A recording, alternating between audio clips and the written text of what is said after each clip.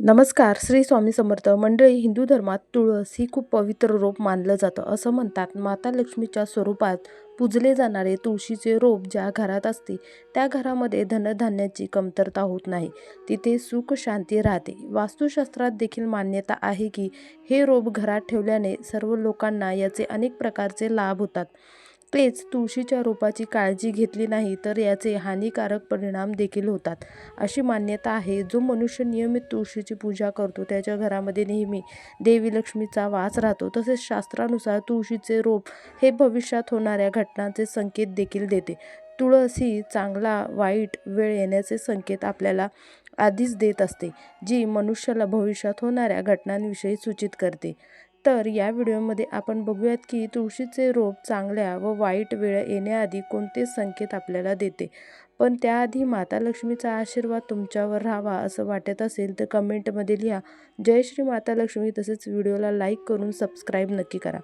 चला तर बघूयात तुळशीच्या या संकेतांविषयी. नंबर 1, तुम्ही बरेचदा हे लक्ष दिलं असेल की तुळशीचे रोप अचानकच सुकू लागते. कितीही प्रयत्न केला तरी ते नियमित जल दिल्यानंतर देखील तुळशीचे रोप हे सुकते. तर शास्त्रानुसार तुळशीचे रोप सुकणे हे या गोष्टीचा संकेत आहे की तुमच्या घरात नकारात्मक शक्तीचा वास आहे. तसेच घरात कोणते तरी मोठे संकट देखील येणार आहे, ज्याचे संकेत तुळशीच्या रोपातून मिळते. एवढंच नाही तर तुळस सुकणे या गोष्टीचा संकेत आहे की लवकरच तुमच्या घरामध्ये धनाचा देखील नाश होणार आहे. त्यामुळे अशा तुळशीचे रोप कधीही सुकू देऊ नका. नंबर 2, जर तुळशीचे हिरवे पत्ते अचानकच तुटू लागले किंवा खाली गळत असतील तर हे अशुभ मानलं जातं. तर तुमच्या घरामध्ये क्लेश, भांडणं व इतर संकटे येऊ शकतात. पारिवारिक सदस्यांमध्ये मतभेद वाढू शकतात. तर तुम्हाला हे संकेत मिळाले तर या विपत्तीपासून सुटकारा मिळवण्यासाठी संध्याकाळच्या वेळी तुळशीजवळ गाईच्या तुपाचा दिवा नक्की लावा. नंबर 3, पण जर तुळशीच्या जवळ छोटे छोटे हिरवे रोप अचानक उगू लागले तर हे अत्यंत शुभ संकेत मानलं गेलं आहे. या गोष्टीचा संकेत आहे की तुमच्या घरी लवकरच सुखाचे आगमन होणार आहे, तुमच्या व्यापारामध्ये बरकत होणार आहे. तसेच हे संकेत आहे की लवकरच तुमच्या घरात माता लक्ष्मीचे देखील आगमन होणार आहे व तुम्हाला धनलाभ होणार आहे. घरामध्ये सुख शांती येणार आहे. नंबर 4, तुम्ही बरेचदा हे बघितलं असेल, तुमच्या तुळशीच्या रोपाच्या जवळ मुंग्या जमा होतात.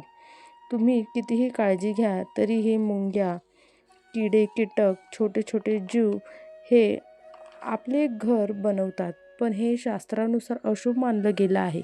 हे या गोष्टीचं संकेत आहे की कोणती बाहेरील व्यक्ती तुमच्यासाठी विपत्ती आणू शकते. कोणत्या तरी अनोळखी व्यक्तीमुळे तुम्हाला धनाचे नुकसान देखील होणार आहे. नंबर 5, जेव्हा तुळशीवर सुंदर अशा चिमण्या, मनमोहक पक्षी, कोकिळा येऊन बसतात तेव्हा तुळस सुंदर तर दिसतच असते. तर हे शुभ संकेत मानलं जातं. हे संकेत आहे की लवकरच तुम्हाला धनलाभ होणार आहे व तुमची मनोकामना देखील लवकरात लवकर पूर्ण होणार आहे. तुमच्या घरात माता लक्ष्मीचा वास राहणार आहे. तुळशीच्या रोपावर चिमणी येऊन बसली तर हा धनलाभ होण्याचा संकेत आहे. नंबर 6, काही जण कितीही वेळा तुळशीचे रोपं लावतात तरीही ते रोप सुकून जाते व घरात तुळशीचं रोप टिकत नसेल, ते सुकून जात असेल तर हा एक इशारा आहे की तुमच्या घरी एखादी वाईट नकारात्मक शक्तीचा वास आहे. तसेच पितृदोष देखील हा संकेत असू शकतो. जर तुमच्यासोबत असं होत असेल तर एखाद्या गरजू व्यक्तीला दान नक्की करा व तुळशीजवळ सकाळ संध्याकाळ तुपाचा दिवा लावून तुळशीची नक्की नीट काळजी घ्या. नंबर 7, तुळशीचे रोप जर हिरवेगार दिसत असेल तर किंवा अचानकच हिरवेगार झाले तर हा एक शुभ संकेत मानला जातो. हे एखाद्या चांगल्या घटनांचा संकेत मानला जातो. अशी मान्यता आहे, जिथे तुळस हिरवीगार असते तिथे भगवान विष्णू व माता लक्ष्मी यांची कृपा राहते. अशा घरात सुख, शांती, समृद्धी व धनामध्ये देखील वृद्धी होते. नंबर 8, शास्त्रानुसार रविवारी व एकादशी दिवशी तुळशीला जल अर्पण करू नये. असं म्हणतात, रविवार व एकादशी दिवशी तुळशी माता निर्जला व्रत ठेवते. यामुळे रविवार व एकादशीला तुळशीला अजिबात जल अर्पण करू नका. असं म्हणतात, एकादशी व रविवारी तुळशीला जल अर्पण केल्याने नकारात्मकता वाढते व घरात दरिद्रता येते. अशात विष्णू व लक्ष्मी माता आपल्यावर देखील नाराज होतात. त्यामुळे रविवार आणि एकादशीला अजिबात जल अर्पण करू नका. नंबर 9, वास्तुशास्त्रानुसार तुळशीचे रोप कधीही पूर्व दिशेला लावू नये. असं म्हणतात, यामुळे घरात आर्थिक संकटे येऊ लागतात.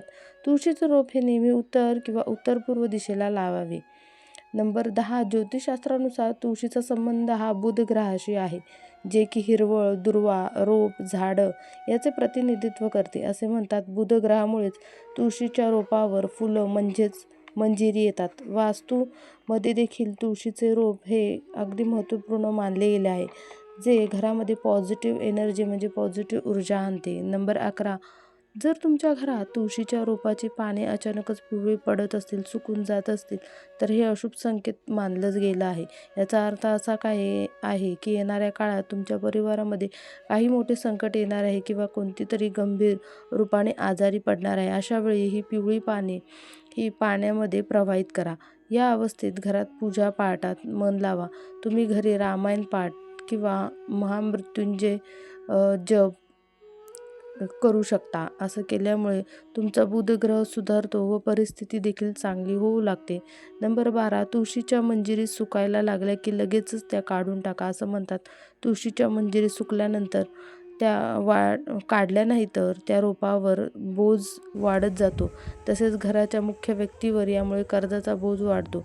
तेव्हा तुळशीच्या सुकलेल्या मंजिरी काढून नदीमध्ये प्रवाहित करा किंवा त्या सुकवून तुळशीच्या बियांसारखे ठेवा. व तुळशीचे नियम बघूयात, की तुळशीला कधीही घाणेरड्या किंवा खरकट्या हाताने स्पर्श करू नका. चप्पल, बूट घालून तुळशीला स्पर्श करू नका. तुळशीचे रोप हे पवित्र आहे, त्यामुळे नेहमी अंघोळ करूनच तुळशीच्या रोपाला स्पर्श करा. तसेच एकादशी, रविवारी या दिवशी अजिबात जल अर्पण करू नका, कारण या दिवशी विष्णू भगवानांसाठी तुळशी माता व्रत ठेवते. जल अर्पण केल्यास हे व्रत तुटते. तसेच रोज तुळशीजवळ दिवा हा आपल्याला नक्की लावायचा आहे. तर मंडळी, तुम्हाला तुमच्या घरातील तुळशीमध्ये असे शुभ संकेत दिसत असतील तर त्याचा आदर करा. रोज श्रद्धेने तुळशीची पूजा करा. लक्षात ठेवा, चांगली वेळ येण्यासाठी फक्त संकेत पुरेसे नसतात, तर आपले सकारात्मक विचार, प्रामाणिक मेहनत आणि देवावरील विश्वासही तितकाच महत्त्वाचा असतो. हा व्हिडिओ तुम्हाला आवडला असेल तर नक्की लाईक करा, शेअर करा. अशा धार्मिक व आध्यात्मिक तसेच उपयुक्त माहितीसाठी आमच्या चॅनलला नक्की सबस्क्राईब करून बेल आयकॉन दाबायला विसरू नका. तुमच्या घरी तुळशीने कधी असा शुभ संकेत दिला आहे का? तुमचा अनुभव मला कमेंटमध्ये जरूर सांगा. पुन्हा भेटूया अशाच एका नवीन आणि प्रेरणादायी व्हिडिओसोबत. तोपर्यंत नमस्कार. जय श्री कृष्ण.